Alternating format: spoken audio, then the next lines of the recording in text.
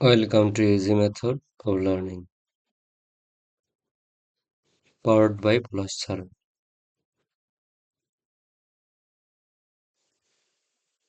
আজকের আলোচনার বিষয় গ্রুপ ভার্ব। এই গ্রুপ ভার্ব লেসনটি সকলের জন্য বিসিএস, ব্যাংক এবং যে কোনো ধরনের চাকরি পরীক্ষা, অ্যাডমিশন, যেমন মেডিকেল, নার্সিং অথবা ভার্সিটি, যে কোনো ধরনের ভার্সিটি, ডিইউ হতে পারে, জেএনইউ হতে পারে, জেইউ হতে পারে, যে কোনো ভার্সিটি, জগন্নাথ বিশ্ববিদ্যালয় বলুন, ঢাকা বিশ্ববিদ্যালয় বলুন, জাহাঙ্গীরনগর বিশ্ববিদ্যালয় বলুন, যে কোনো ধরনের বড় ধরনের চাকরি পরীক্ষা, বিসিএস, শিক্ষক নিবন্ধন সকলের জন্য এই লেসনটি সাজানো হয়েছে।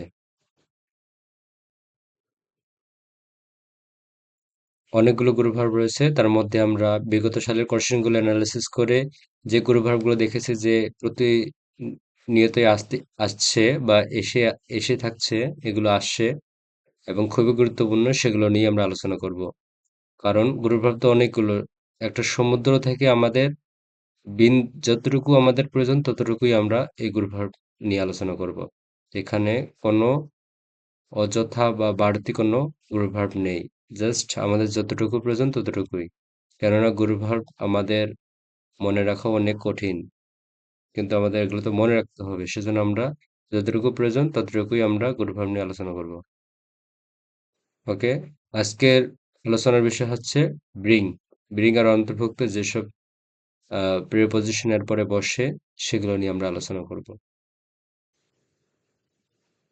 ব্রিং অফ মানে উদ্ধার করা, ব্রিং আপ মানে হচ্ছে প্রতিপালন করা, ব্রিং আউট মানে ছবি প্রকাশ করা, ব্রিং ডাউন মানে নিম্নমুখী করা, ব্রিং অ্যাবাউট মানে ঘটানো। সো আমাদের শুধু এগুলো বারবার করে আপনারা ভিডিওটা পজ দিয়ে দেখবেন। হ্যাঁ, কারণ এই মাত্র পাঁচটা, ব্রিং এর মধ্যে পাঁচটা, এগুলো যে কোনো ধরনের ব্যাংক পরীক্ষা বলুন, চাকরি পরীক্ষা বলুন এবং অ্যাডমিশন টেস্ট বলুন, হ্যাঁ, সব ধরনের আহ, চাকরি পরীক্ষায় বা পরীক্ষাগুলোতে এসেছে, ঠিক আছে। আমরা এগুলো অ্যানালাইসিস করে, কোশ্চেন অ্যানালাইসিস করে, আমরা বিগত সালের কোশ্চেন অ্যানালাইসিস করে দেখেছি যে এই পাঁচটা হতেই এসেছে। তাই আমাদের এই পাঁচটা যদি আমরা ভালোভাবে আয়ত্তে রাখি, তাহলে আমাদের সামনের পরীক্ষাগুলোতে আমরা ভালো একটা ফলাফল এখান থেকে আশা করি পাবো। ওকে, এবার কোশ্চেনগুলো দেখা যাক, বিগত সালের কোশ্চেন। হ্যাঁ, দ্য টাইমলি রেইন, তারপর হচ্ছে ব্লাঙ্ক গুড ক্রপস। সিইউতে আসে, সি ইউনিটে 10-11, pollution check bank cash officer 18, এবং চারটে অপশন হচ্ছে, প্রথম অপশনটা ব্রিংস ইন, দ্বিতীয় অপশনটা ব্রিংস অ্যাবাউট, তৃতীয়টা হচ্ছে সি ব্রিংস আপ, এবং ডি নাম্বার হচ্ছে ব্রিংস ফল। তা এখানে টাইমলি রেইন বলতে হচ্ছে সময় মতো বৃষ্টিপাত কি করতে পারে, গুড ক্রপস মানে হচ্ছে যে ভালো ফসল উৎপাদন করতে পারে, ব্রিংস ফর্থ মানে হচ্ছে কি উৎপাদন করা। তার মানে এখানে ডি নাম্বার অপশনটি 1 নম্বরে।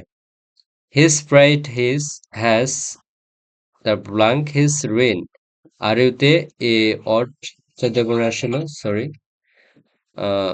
এখানে চারটে অপশন আছে, যেমন ব্রাউট অফ এবং হচ্ছে ব্রাউট টাউন এবং ব্রাউট অ্যাবাউট, ব্রাউট টাউন। তা এখানে আমরা দেখতে পাচ্ছি যে ব্রাউট টাউন এটা একটা ভালো একটা মিনিং দাঁড়াচ্ছে, কারণ তার অহংকার তাকে পতন ঘটিয়েছে, কোনো কিছু ঘটা। ব্রাউড অ্যাবাউটটাও দেওয়া যেত, কিন্তু ব্রাউডটা দেওয়া ভালো হচ্ছে না।